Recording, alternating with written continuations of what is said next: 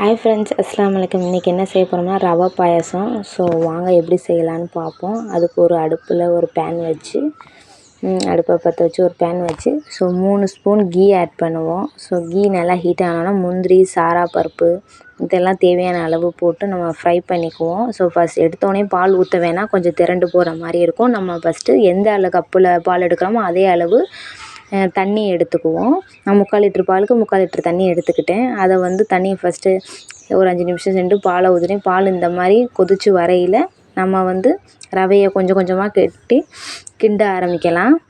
So கொஞ்சம் கொஞ்சமாக கிண்டுவோம், ரொம்பவும் போட வேணாம், கெட்டித்தன்மை வந்துடும். நம்ம பாதியை வச்சுக்கிட்டு அப்புறம் திருப்பி மறுபடியும் போடலாம்.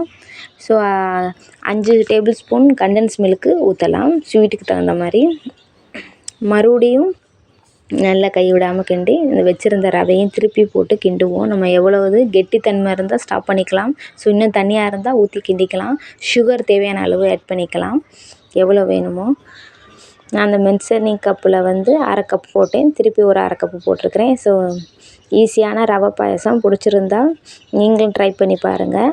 ஸோ இது இல்லாமல் கல்யாணமே நடக்காது, அந்தளவுக்கு செம்மையான பாயசம். பிடிச்சிருந்தா சப்ஸ்கிரைப் பண்ணுங்கள், லைக் பண்ணுங்கள், ஷேர் பண்ணுங்கள். டாட்டா, பாய்.